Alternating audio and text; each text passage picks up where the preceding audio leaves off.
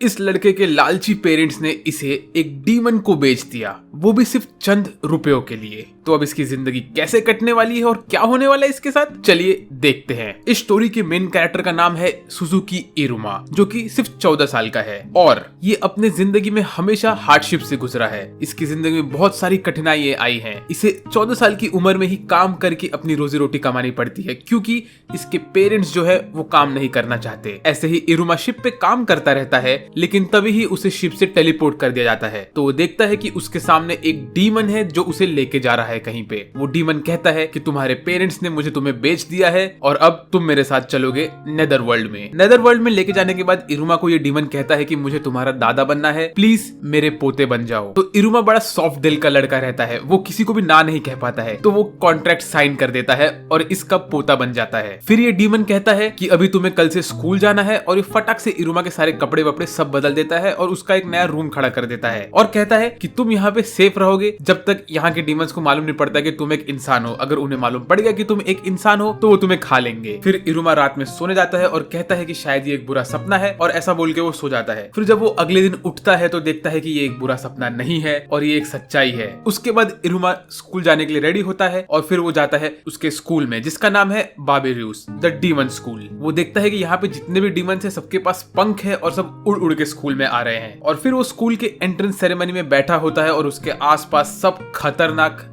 Demons होते हैं जो आपस में बात करते रहते हैं कि हमें किसी लजीज चीज की खुशबू आ रही है। ये सुन के वो डर जाता है एकदम से। इरुमा कोशिश करता है कि वो लोगों में घुल मिल जाए और वो कभी भी किसी के सामने ना आए, पर उसकी ये सोच एक सोच ही रह जाती है, क्योंकि उसे मालूम पड़ता है कि उसके स्कूल के जो प्रिंसिपल है वो उसके दादाजी ही है। और उसके दादाजी स्टेज पे आके सबको कहते हैं कि ये है मेरा पोता इरुमा, तुम लोग को मैं सबको इसकी फोटो दे देता हूँ। फिर स्कूल के सेरेमनी में एक प्रथा होती है कि वहाँ का सबसे टॉप स्टूडेंट आके स्पीच देगा, तो वो होता है आस्मोडियस। पर एंड मोमेंट पे वो लोग का स्क्रिप्ट चेंज कर देते हैं और कहते हैं कि इरुमा स्पीच देगा। तो इरुमा स्पीच देने जाता है, पर उसे कुछ सोचता ही नहीं है क्या देना है। तो उसके सामने एक चिट्ठी रहती है जो उसके दादाजी ने लिखी होती है, उसमें एक स्पेल लिखा होता है। तो वो स्पेल पढ़ने लगता है और वो स्पेल पढ़ने के बाद सब लोग हैरान हो जाते हैं इरुमा को और कहते हैं कि तुमने एक फॉरबिडन स्पेल पढ़ा है जिसे पढ़ना बिल्कुल भी अलाउड नहीं है स्कूल में। अगर ये स्पेल काम करेगा तो तुम पूरे दिन के लिए गिरोगे नहीं। और फिर इसके बाद आस्मोडियस इरुमा को चैलेंज करता है कि तुम्हारे वजह से मेरा स्पॉटलाइट चला गया, स्पीच देने का काम मेरा था लेकिन तुमने मेरा स्पॉटलाइट छीन लिया और अब तुम्हें लड़ना होगा मुझसे। तो आस्मोडियस धड़ाधड़ इरुमा के ऊपर हमला करता है, फायर बॉल्स फेंकता है, पर इरुमा सबको डॉज कर लेता है। तो यहाँ पे हमें ये मालूम पड़ता है कि इरुमा इन सबको इस वजह से डॉज कर पाता है क्योंकि बचपन से ही उसके पेरेंट्स ने उसको छोड़ दिया रहता है कि भाई तू जा तेरी जिंदगी जी। तो उस वजह से इरुमा का डॉजिंग स्किल्स एकदम परफेक्ट हो गया होता है और आस्मोडियस लगभग 20 मिनट तक इरुमा के ऊपर हमला करता रहता है। फिर वो गुस्से में आके कहता है कि तुम तो मेरे हर अटैक को डॉज कर रहे हो। तो वो चार्ज करता है इरुमा के पास और तभी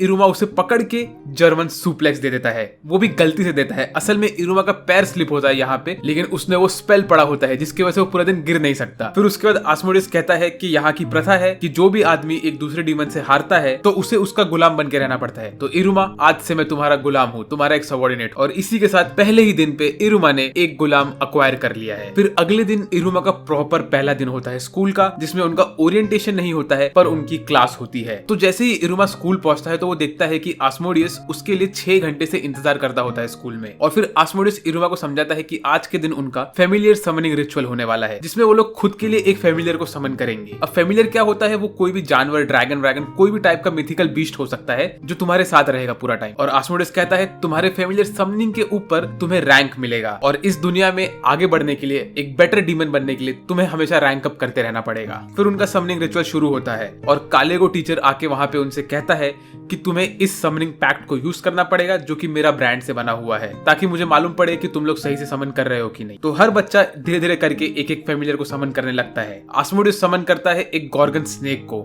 जो कि एक हाई लेवल का समन माना जाता है। उसे देख के काले को कहता है कि ये बहुत सही समनिंग है।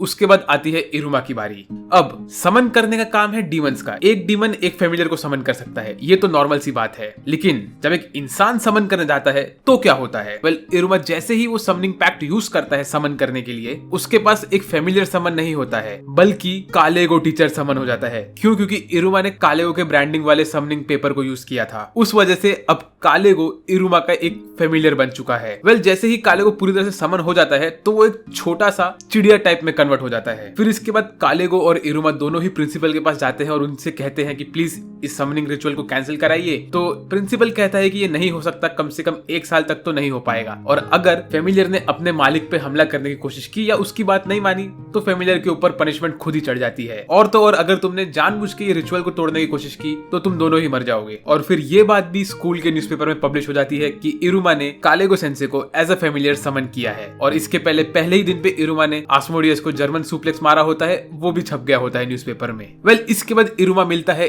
एक ग्रीन बाल वाली लड़की से जिसका नाम होता है क्लारा। फिर क्लारा इरुमा से बात करने लगती है और खुद का इंट्रोडक्शन देने लगती है। तभी एक टीचर आते हैं और वो इरुमा, आस्मोडियस और क्लारा इन तीनों को रस्सी बांध के बाहर फेंक देते हैं। फिर क्लारा इरुमा को बोलती है प्लीज प्लीज प्लीज मेरे साथ खेलो, और प्लीज सुन के इरुमा पिघल जाता है और वो क्लारा के साथ खेलने लगता है।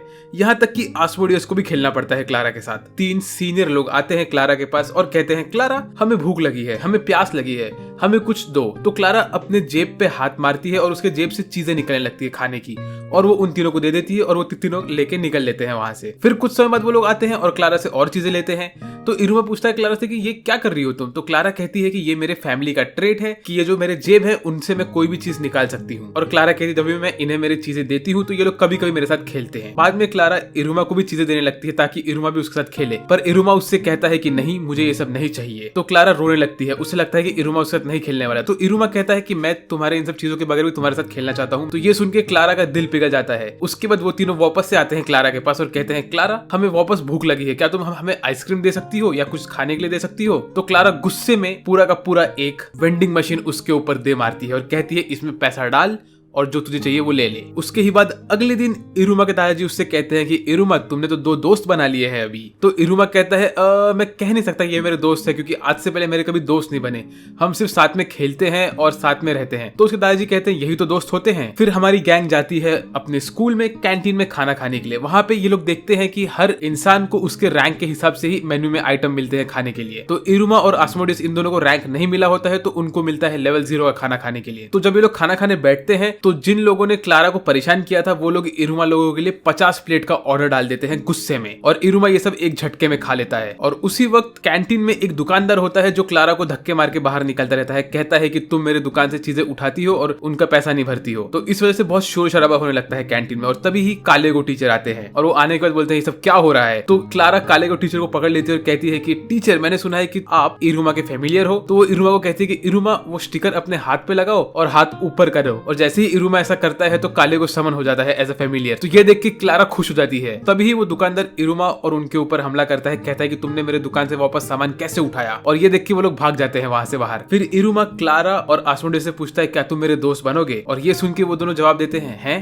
दोस्त क्या होता है? तो इरुमा उन्हें एक्सप्लेन करता है कि दोस्त क्या होता है, और इसी तरह इरुमा 2 दोस्त बना लेता है सच में। फिर अगले ही दिन इरुमा के ग्रैंडपा उससे कहते हैं कि इरुमा तुमने मुझसे कहा था कि तुम्हें लोगों में घुल मिल जाना है और तुम्हें सबसे अलग नहीं दिखना है, तो मैंने क्या किया, मैंने तुम्हें डाल दिया है मिसफिट्स के क्लास में तुम्हारे दोनों दोस्तों के साथ। फिर जब इरुमा और उसके दोस्त स्कूल जाते हैं तो उन्हें उनके स्कूल में घुसने के बाद एक गुफा में जाना पड़ता है उनके क्लासरूम में एंटर होने के लिए। वो गुफा के अंदर जैसे ही घुसते हैं तो उन्हें दिखता है कचरे वाला एरिया, और उसी कचरे वाले एरिया के बगल में होता है उनका क्लासरूम। उस क्लासरूम में घुसने के बाद ही इरुमा मिलता है एक बंदे से जिसका नाम होता है साबनोक, और वो इरुमा को बोलता है कि तुम मेरे राइवल हो, मैं डीमन किंग बनना चाहता हूँ और मैं रैंक उन पे जाऊंगा। तो इरुमा बोलता है रैंक उन क्या होता है? तो तभी वो एक्सप्लेन करता है कि डीमन वर्ल्ड में 10 रैंक होते हैं 1 से लेके 10 तक। 10 को बोलते हैं उन, जो कि टॉप रैंक होता है, और जो बंदे को रैंक उन मिलता है वही बंदा डीमन किंग बनता है। तो वो रैंक तो मुझे मिलने वाला है। ऐसे वो लोग बात करते ही रहते हैं कि तभी ही उनके क्लास टीचर की एंट्री होती है जो कि होता है कालेगो टीचर। और कालेगो टीचर आके बोलता है कि अभी तुम्हारा फाइनल एग्जाम होने वाला है, जो कि है तुम्हें ये पूरा वैली को कंप्लीट करना है, यहाँ से लेके वहां तक एंड पॉइंट तक पहुंचना है। वहां तक पहुंचने के 2 रास्ते हैं, एक है जो कि बड़ा आसान रास्ता है लेकिन बहुत लंबा है, और एक है जो कि छोटा रास्ता है लेकिन खतरों से भरा हुआ है। वो कहते हैं कि तुम्हारा रैंक डिटरमाइन होगा तुम्हारे फेमिलियर समनिंग के रिजल्ट्स को लेके और इस रेस के रिजल्ट्स को लेके। तभी साबनोक बोलता है कि मैं तो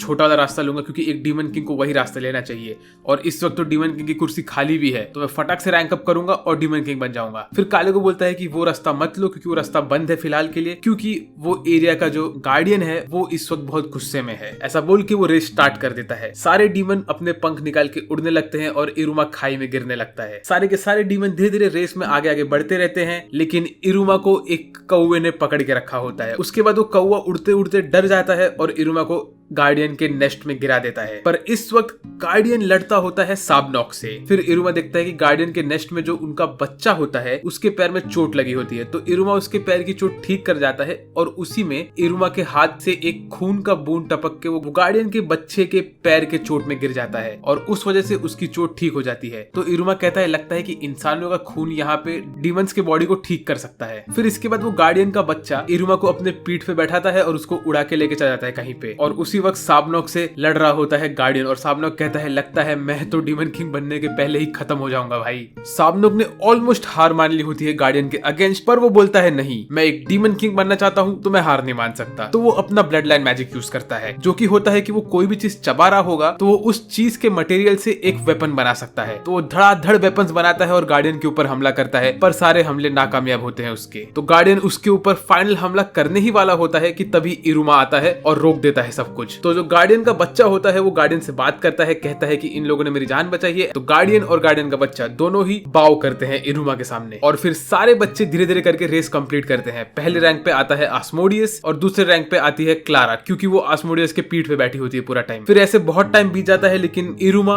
और साबनॉक इन लोग का पता ही नहीं रहता है कुछ। तो कालेगो सेंसे इन लोग का नाम कट कर देता है, पर तभी ही इरुमा और साबनॉक आते हैं गार्डियन के ऊपर। ये देख के सारे बच्चे हैरान हो जाते हैं। फिर वो लोग का रैंक डिटरमाइन करने का टाइम आता है, तो कालेगो एक आउल को बुलाता है जिसके जेब में लोगों को हाथ डाल के उनके रैंक का बैच निकालना होता है। आस्मोडियस को मिलता है रैंक 4 और क्लारा को मिलता है रैंक 3 और ऐसे ही बाकी सब बच्चों को रैंक 2 रैंक 1 मिलता है। साबनॉक को मिलता है रैंक 2। और जब इरुमा की बारी आती है तो जैसे ही वो हाथ डालता है वो आउल के जेब में, तो उसके हाथ में कोई बैज नहीं आता है, पर आती है एक गोल्ड वाली अंगूठी। तो वो देख के साबनॉक बोलता है कि ये अंगूठी है डीमन किंग की। तभी वो अंगूठी में से एक स्पिरिट निकलता है और वो जोर जोर से चिल्लाने लगता है, जिसकी आवाज पूरे स्कूल में गूंजती है। और फिर आस्मोडियस और साबनॉक उस अंगूठी को रोकने की कोशिश करते हैं लेकिन वो दोनों ही नाकामयाब हो जाते हैं। तभी ही इरुमा के दादाजी वहां पे आते हैं और वो अंगूठी को अपना एनर्जी खिलाते हैं और बोलते हैं चल बेटा शांत हो जा। और तभी वो बोलते हैं कि इस अंगूठी का नाम है द ग्लिटिनस फीडर रिंग और ये अंगूठी जब भी किसी के हाथ में आ जाती है तो कभी नहीं निकलती। वेल, इन सब तमाशे में इरुमा को उसका रैंक मिलता ही नहीं है। तो इन दी एंड स्कूल वाले डिसाइड करते हैं कि इरुमा को हम लोग देंगे रैंक 1, जो कि है सबसे लोएस्ट रैंक। और इसी के साथ मैं ये पहला पार्ट कंक्लूड करता हूँ इस एनिमे का। इसमें मैंने एपिसोड 1 से लेके एपिसोड 5 तक का रिकैप और एक्सप्लेनेशन दिया है। अगर आपको वीडियो पसंद आया तो प्लीज लाइक करिए वीडियो को, सब्सक्राइब करिए चैनल को अगर आप नए हो चैनल पे तो, और कमेंट करके मुझे बताइए कि आपको ये वीडियो कैसा लगा। और इसके साथ ही मैं बोल रहा हूँ मैं पार्ट 2 बहुत जल्दी लाने वाला हूँ, जिसमें मैं अगले 5 या 6 एपिसोड कवर करूंगा। तो अगर आप उसके लिए एक्साइटेड हो तो प्लीज कमेंट करके मुझे बताइए। और आज के लिए मेरी तरफ से बस इतना ही। मेरा नाम है साहस भट्ट और मैं बात करूंगा आपसे अगले वीडियो में। तब तक के लिए बाय बाय।